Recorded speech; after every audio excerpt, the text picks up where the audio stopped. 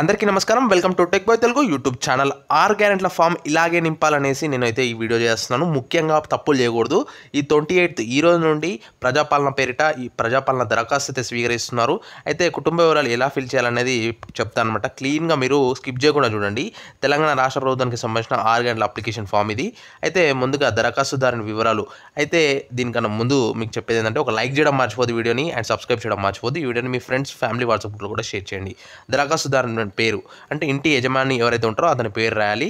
And మీరు ఇక్కడ second దాంట్లో టిక్ చేయాలన్నమాట. మీరు స్త్రీయా లేకపోతే పురుషుడా లేకపోతే ఇతరులా, ఇంటి యజమానికి సంబంధించినవి మాత్రమే ఈ ఫామ్. సో వాళ్ళ డీటెయిల్స్ ఇక్కడ పెట్టాలి. అండ్ క్యాష్ వచ్చి ఇక్కడ మీరు టిక్ పెట్టాలి ఏదైతే అది మీరు. అండ్ పుట్టిన తేదీ వచ్చి మీ ఆధార్ కార్డులో ఏది ఉంది లేకపోతే ఓటర్ కార్డులో ఏది ఉంది అది పెట్టండి. అంతేగాని మీకు నచ్చినది అయితే పెట్టకండి. ఇక్కడ ఫస్ట్ డేటు, ఒకవేళ ఫస్ట్ అనుకో 01 అండ్ మార్చ్ అనుకో 03 అండ్ పక్కన ఇయర్ 4 డిజిట్స్ ఉంటుంది కదా ఆ ఇయర్. ఆధార్ నెంబర్ ఏ విధంగా ఉంటే అదే విధంగా. And ration card number, mobile number, మీరు వృత్తి ఒకవేళ వ్యవసాయదారుడు అయితే వ్యవసాయదారుడు, లేదంటే వడ్రంగి అంటే వడ్రంగి, ఇంకే పని చేస్తే ఆ పనికి సంబంధించి. అండ్ ఇక్కడ మీ ఇంట్లో ఉండే వాళ్ళ డీటెయిల్స్, ఇక్కడ ఫస్ట్ నెంబరు, ఇక్కడ మీ ఇంట్లో ఉండే వాళ్ళ మీ నాన్న, మీ అక్క, మీ చెల్లి, మీ తమ్ముడు.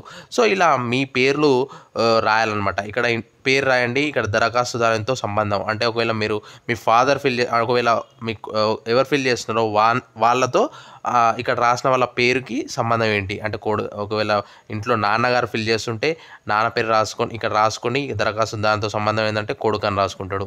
అండ్ ఇక్కడ లింగము, పుట్టిన తేదీ, ఆధార్ నెంబర్ రాయాలన్నమాట. సో అర్థమైంది అనుకుంటున్నాను. డౌట్ ఉంటే డెఫినెట్గా కామెంట్ సెక్షన్లో తెలపండి నాకు.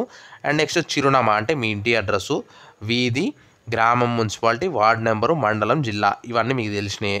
మహాలక్ష్మి పథకం కొరకు కావాలంటే ఒకవేళ మహాలక్ష్మి పథకం మీ దాంట్లో 2500 రావాలి అనుకుంటే మీరు ఇక్కడ టిక్ చేయాలన్నమాట. అండ్ 500 గ్యాస్ టిక్ చేయాలి. గ్యాస్ కనెక్షన్ నెంబర్ మీ దగ్గర ఉంటుంది గ్యాస్ బుక్లో, అది సరఫరా చేసిన కంపెనీ నెంబరు. అంటే మీరు ఒకవేళ భారత్ గ్యాస్ అనుకోండి, వాళ్ళ గ్యాస్ కంపెనీ నెంబరు, పేరు, దానికి సంబంధించిన పేరు అయితే రాస్తే సరిపోతుంది, నెంబర్ అవసరం లేదు. కనెక్షన్ నెంబర్ అయితే అవసరము. సంవత్సరానికి వినియోగిస్తున్న సిలిండర్ సంఖ్య, ఒక సంవత్సరంలో మీరు 2 సిలిండర్ల, 4 సిలిండర్ల, 6 అది ఇక్కడ రాయాలి. అండ్ నెక్స్ట్ రైతు భరోసా పథకం కింద రైతులకు ప్రతి ఏటా ఎకరానికి 15,000 కదా, మీరు రైతా కౌలు రైతా టిక్ చేయాలి అంతే. పట్టాదారు పాస్ పుస్తకం నెంబర్లు, సాగు చేస్తున్న భూమి వివరాలు, సర్వే నెంబరు, విస్తీర్ణము ఇక్కడ రాయాల్సి ఉంటుంది. అండ్ వ్యవసాయ కూలీలకు ఏటా 12,000. ఉపాధి హామీ అంటే 100 రోజుల కూలీ కార్డు ఉంటుంది కదా, అది నెంబర్ రాయాలి. ఇందిరమ్మ ఇండ్ల పథకం కింద చూసుకున్నట్టయితే ఇంటి నిర్మాణ ఆర్థిక స్థాయం టిక్ కొట్టాలి. అమరవీరుల మరియు ఉద్యమకారులకు 200 చదరపు గజాల ఇంటి స్థలం, అమరవీరుల కుటుంబం, అమరవీరుల పేరు, అమరులైన సంవత్సరం, FIR number, death certificate number. ఇక తెలంగాణ ఉద్యమంలో పాల్గొన్నారా, అవును కాదు ఇక్కడ టిక్ చేయాలన్నమాట. అయినచో సంబంధిత ఎఫ్ఐఆర్ నెంబర్కి మరియు సంవత్సరం రాయాలి. ఒకవేళ జైలుకు వెళ్ళించో వాటి వివరాలు. సో ఇవన్నీ అనమాట. అండ్ జైలు పేరు ఇక్కడ ఒకవేళ వెళ్తే వాటికి సంబంధించిన డీటెయిల్స్ ఇక్కడ ఫిల్ చేయాలి. ఇక గృహజ్యోతి కింద ఏముంటుంది, కుటుంబానికి 200 యూనిట్లు విద్యుత్ ఫ్రీ అనమాట. ఒకవేళ మీరు నెలకి ఎంత వినియోగిస్తున్నారు, 0 to 100 అయితే ఇక్కడ టిక్ చేయాలి. 100 నుంచి 200 ఇక్కడ, 200 యూనిట్ల పైన అయితే ఇక్కడ. గృహ విద్యుత్ వినియోగ మీటర్ కనెక్షన్ సంఖ్య ఇక్కడ. చేయుత పథకం అంటే 4,000, దివ్యాంగుల పెన్షన్ 6,000.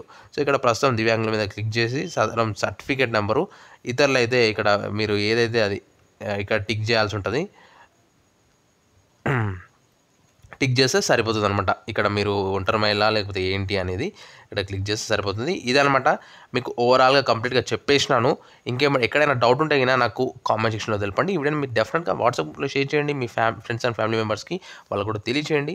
అండ్ ఎటువంటి డౌట్ నాకు కామెంట్ చేయడం మర్చిపోద్దు. మరిన్ని అప్డేట్స్ కోసం ఛానల్ని లైక్ అండ్ సబ్స్క్రైబ్ చేయడం మర్చిపోద్దు ఫ్రెండ్స్. Thanks for watching. జై హింద్.